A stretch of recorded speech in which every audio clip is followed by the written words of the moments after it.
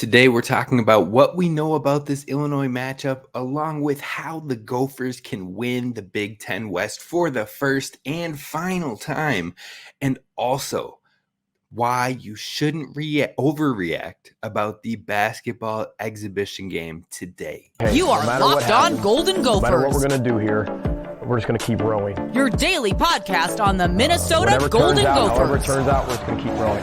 Part of the Locked On Podcast Network. Your team every day. We're just going to keep rowing, and keep rowing.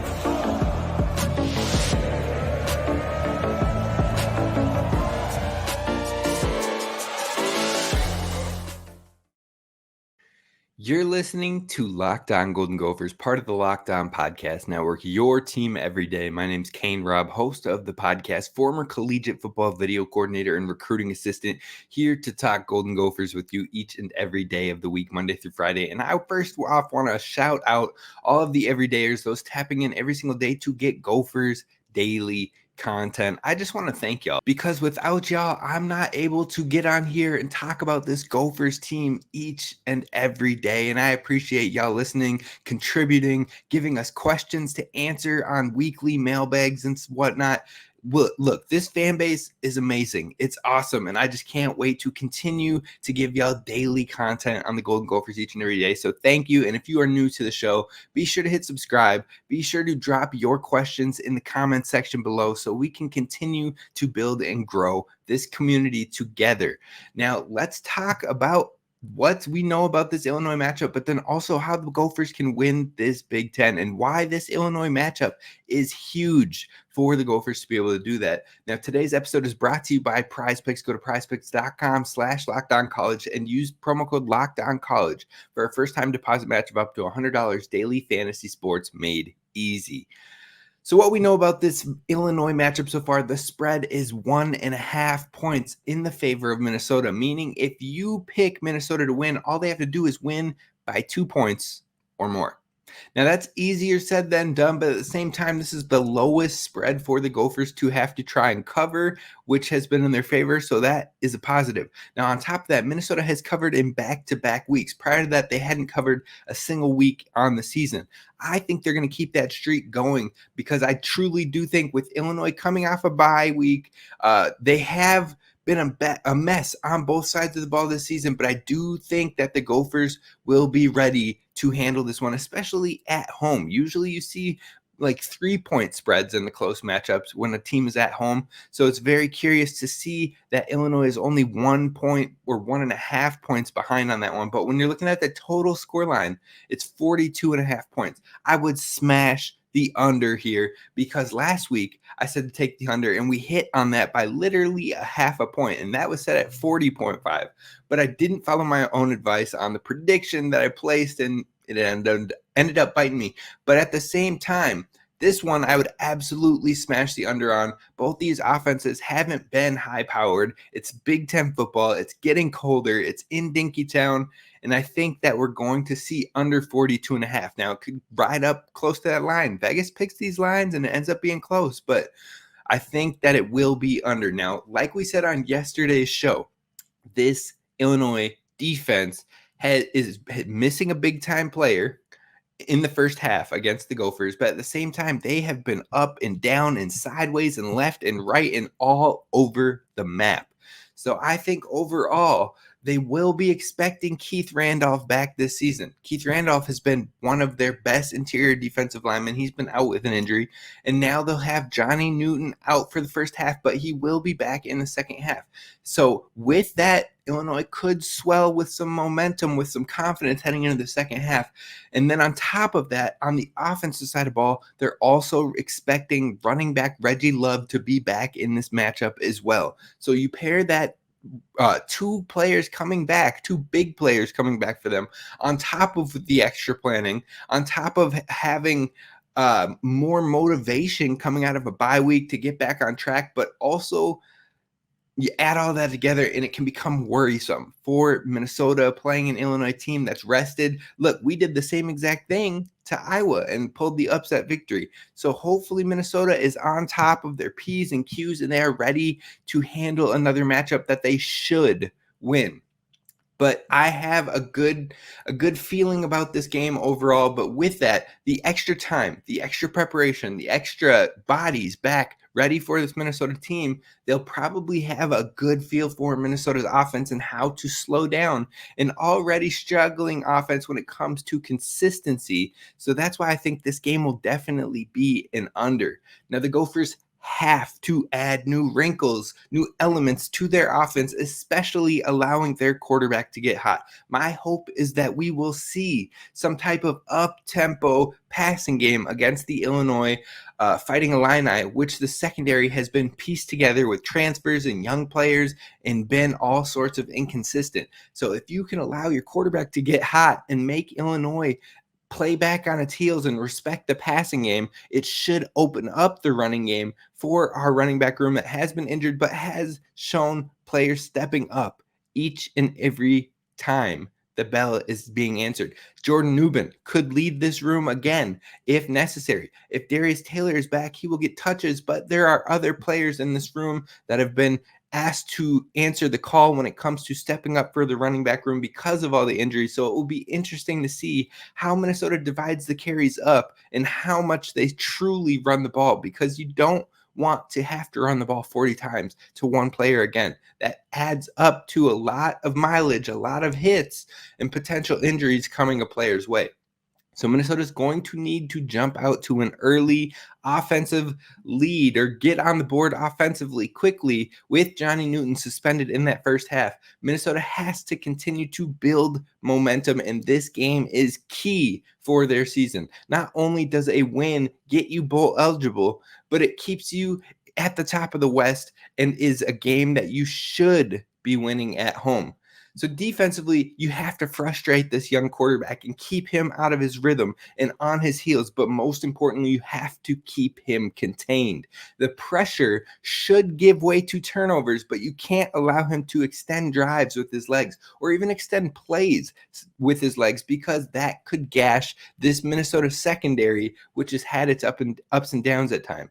So when we're looking at one unit on each side of the ball that we need to stand strong for the Gophers on the offense, it is the running back position. Now, there is a question number one for this room is Darius Taylor back? But I'm under the assumption that he is not going to be back this week. I think it could take maybe 1, maybe 2 more weeks to get him fully healthy and not second guessing and not having any nagging or lagging injuries. So I'm not sure he'll be back this week, but you have confidence in knowing Jordan Newman can lead this room. But you do not want Jordan Newman to have 40 carries again, because that can add up on a person's body. That can add up with all of those hits. So who has next behind Jordan Newman?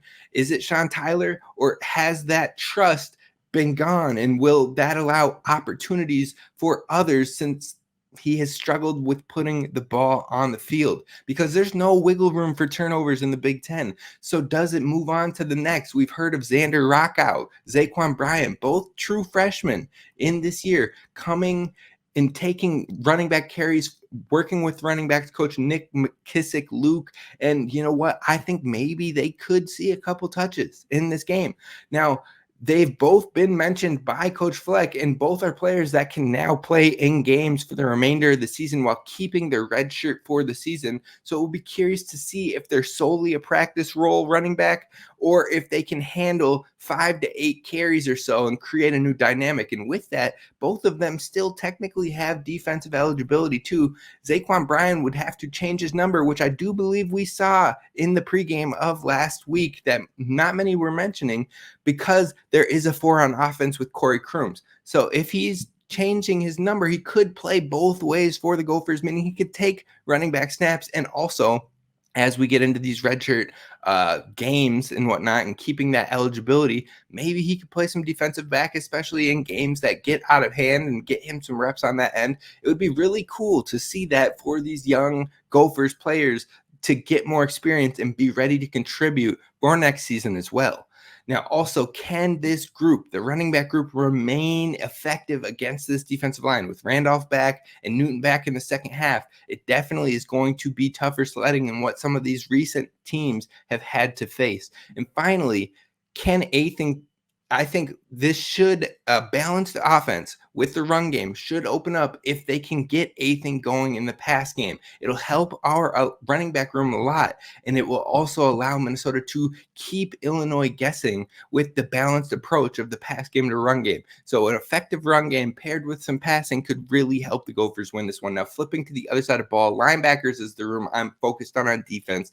Likely have to put a spy or a contain on this quarterback, and that likely uses a linebacker, though luckily our linebackers have some speed to him. So Lindenberg's back. Devin Williams he's been playing out of his mind. Maverick Baranowski has been clicking since the bye week. So I think overall that linebacker room is strong. Now, Cody was on a snap count last week, so it will be nice to see him continue to build on last week and find his groove. On top of that, him playing has helped this linebacker room immensely because he takes on the communication role at that middle linebacker position. It allows Maverick Baranowski to play on the strong or the will linebacker and play in tandem with Cody, but also not think as much, not have to do all the communicating, but get the communicating and ball out. He can just play more instinctively, and I think that will be huge for him as a redshirt freshman, but also it'll allow him to have the knowledge of how he can adjust in that leadership role for years in the future. And finally, it is pertinent for this room to finish their tackles. Reggie Love back, Fegan's a big running back, and the quarterback can run. You got to get them the first time. You cannot allow them to create missed tackles and struggle with your defense. Now, overall, I think this game is going to be more balanced attack, maybe a 60-40 split when it comes to run pass, but we're going to move on to what the Gophers need to do to win this Big Ten West division and how it can still happen. It might be easier said than done, but there is a big chance for the Gophers. But before we do that, we got to talk to you about our friends over at Prize Picks. First, I got to talk to you about our friends at Prize Picks. If you like daily fantasy sports, then you will like Prize Picks, and it is the place to be. Now, you can test your skills on Prize Picks. This football and now basketball season is fully underway. It's the most exciting way to play daily fantasy sports. If you have the skills, you can turn $10 into $250. It's as simple as pressing over or under on stat projections, and if you get multiples correct, you can win up to 25 times your money. This week, I would smash the under on Will Levis's yardage set at 202.5 yards against Pittsburgh. Now, Mike Tomlin has a propensity to get his defenses going. TJ Watt could absolutely eat against Will Levis, and he blew up last week. Will Levis, credit to him. He absolutely balled out. But I do not think that a Steelers coached Mike Tomlin team is going to allow him to get over 200 yards. So I'd smash the under on that. And also with Prize Picks, if you would want to play alongside some of your favorite Prize Picks players like rapper Meek Mill or comedian Andrew Schultz, you can now find community plays under the promo tabs of the app and view entries from some of the biggest names in the Prize Picks community each week. Go to prizepicks.com/lockedon and use promo code LOCKEDONCollege for a first-time deposit match of up to $100. You put $100 in, you get $100 in. That's $200 total. 2020 equals 40 and all that stuff. So go to prizepicks.com/lockedoncollege for a first time deposit match up to $100. All right, Gophers fans, so let's talk about this Big Ten West because it is the wild, wild West like it always is. And this is a huge game for Minnesota when it comes to them trying to position themselves to win the division for the first time. And it's going to be the final time as well with the new teams coming in the East and the West getting torn apart and torn down. So overall, what can Minnesota do so we don't have to hear the nagging Wisconsin and Iowa fans out there like, oh, you never won the West Division, blah, blah, blah. Now, Minnesota has been one game away since 2019. You win either one of the rivalry games, you won the West full single-handedly and you're playing in Indy. In 2021, if you win that Bowling Green game, you win and you're in Indy. Last year, if you win the Purdue game, you win and you're in Indy. They've been one single game away every single year, every single full season since 2019. But we don't want that to happen once again with this team. Now, it looked like Northwestern could be that momentum, but as it currently stands with the Gophers responding against Iowa, with Wisconsin dropping some games, this team, Minnesota right now, could win the West. If they win the entire rest of the season, if they win out, you're in. You have your fate in your hands. Now, currently, Minnesota is second in the West behind Nebraska, since Nebraska is 3-1 in the West Division specifically. But that being said, if Minnesota beats Illinois this week, they will be tied at 3-1. Nebraska takes on Michigan State, which isn't a West Division, so it still counts as the conference record. But when it comes to the West Division tiebreakers, they both be at 3-1. So with that, even if Nebraska and Iowa win this week, Minnesota will be atop the West with the tiebreaker over both Iowa and Nebraska. Now, like I said, if Minnesota wins out for the rest of the season, they actually are the West winners, plain and simple. That your fate is in your hands. Even if Iowa wins out and finishes 10-2 and Minnesota wins out and finishes 9-3, it doesn't matter because the conference and division records would be the same and tied. Therefore, Minnesota has the tiebreaker from winning the head-to-head. Now, that all being said, many people aren't expecting Minnesota to win against Ohio State or having a chance against them. They're counting that as an auto loss. So even if Ohio State beats Minnesota and they lose that game, there is still a very big chance Minnesota could compete for the West Division title, but that needs to be their only loss in the next 4 games, which is what makes this Illinois game so pertinent. Because if Minnesota loses to Ohio State, then Minnesota does need a little bit of help to get the West Division title, but it means you just need Iowa to lose one more game of their remaining schedule. And that schedule is Northwestern, Rutgers, Illinois, and Nebraska. Now, normally when you look at that, you'd be like, oh, Iowa might run away with the thing then. But at the same time, Northwestern just upset Maryland, and we've been upset by Northwestern. Iowa's offense has been absolutely garbage. And so if they can slip up against a Northwestern or a Rutgers team that's already bowl eligible and has been getting dubs week after week, they gave Wisconsin a run before throwing a pick 6 and all that stuff. But they could be a team that could give Iowa problems with their struggling offense. They're also having a top 15 total defensive team as a Rutgers unit. So that could be big. Illinois, we'll see what happens. Nebraska upset Iowa last year, and Nebraska has been rolling with Matt Rule. So Iowa, based on how Iowa's offense has been playing, I would not be surprised to see them drop 1 or 2 more games with their remaining schedule. And if they do, then Minnesota has its fate in its hands once again, even if it loses to Ohio State.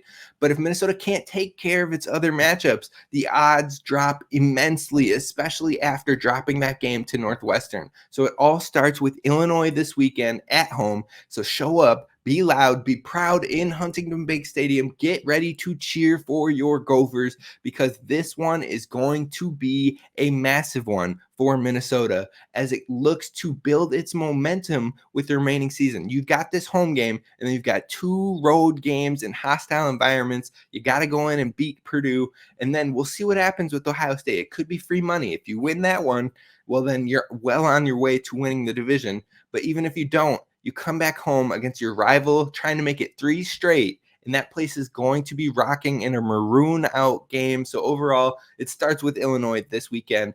Now, the final thing we're going to talk about on today's show is setting expectations for the Gophers men's hoops exhibition match today against McAllister. Sometimes fans, they read a little bit too much into these exhibition games, and I'm going to tell you why that's a mistake coming up next.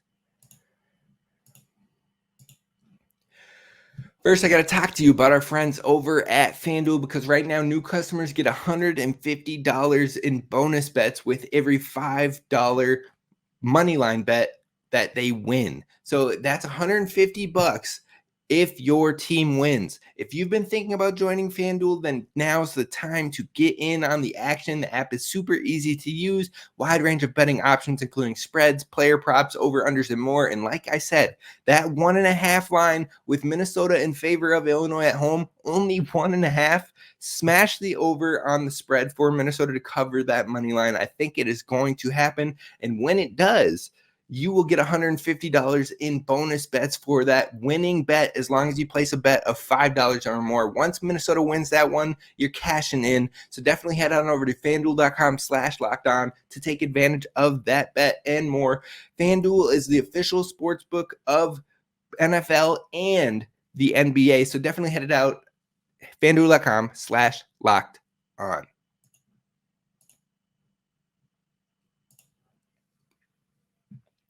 All right, Gopher fans, thank you so much again for following, listening along, hitting subscribe, and making this your daily go-to when it comes to Gophers Daily Sports. Basketball season is here today. It starts today, and we have the exhibition game, the Gophers taking on a Division III opponent in McAllister. Now, don't overvalue this game. I want to stress that. I want to put that into the ether and make sure that is melted into your brains. Do not overvalue or put too much on this exhibition game. We've seen teams like Michigan State lose to a D3 school just last year. It might have been D2, but either way, they lost to them because these exhibition games do not matter when it comes to the actual final score or the result on them. These exhibitions are very meticulous, and there are things that coaches are specifically looking for.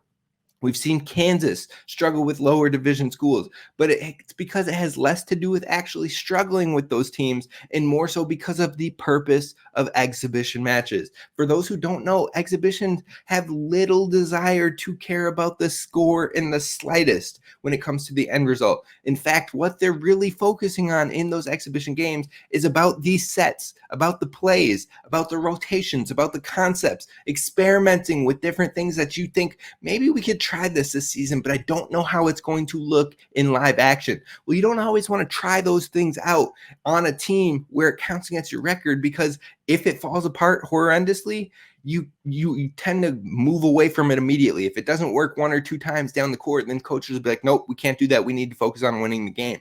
Well, in this situation, you can run it for a whole quarter and not care about the score because it doesn't count against you in the long run. So you work on those concepts. You work on maybe different player rotation, player combinations on the floor that you haven't tried or seen at live game speed. Maybe you allow 3 younger players to lead the charge in a specific set or in a specific half, to really let them going, give them 8 minutes in their half, because you want to see how they gel together if there isn't a veteran on the court, and how they respond and who takes charge and how they work together.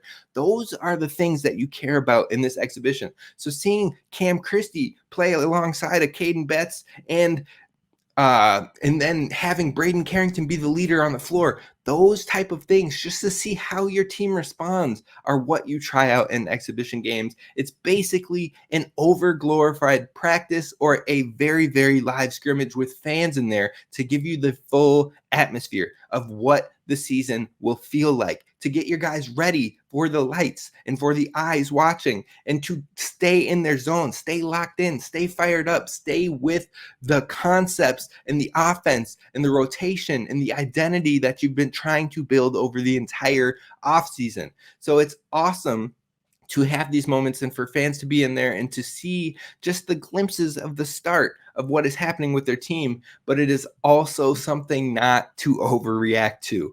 Now, it's going to be an awesome moment for Parker Fox and Isaiah Enan to get back on the court officially. You'll probably see about 11 to 12 players get minutes in this one, would be my guess, and it'll likely be some mixture of actual rotations and some experimenting, but I wouldn't take anything as set in stone, not even the starting lineup tonight. I wouldn't take that as set in stone, but hopefully we're going to see some fire on the defense. We're going to see energy and hope to see a team that is confident shooting the ball, an improvement in their shooting. That was a huge issue with this team last year. And if they go cold, how do they respond? That will be huge. I'm excited that Hoops is back. We're going to talk about this game on Friday, and then also heading into next week, we'll get more shows involved with the Gophers basketball team and the Gophers women's basketball team as well. We're going to talk about all that and more here next week on Locked On Golden Gophers, but tomorrow we'll wrap it up with predictions for Illinois.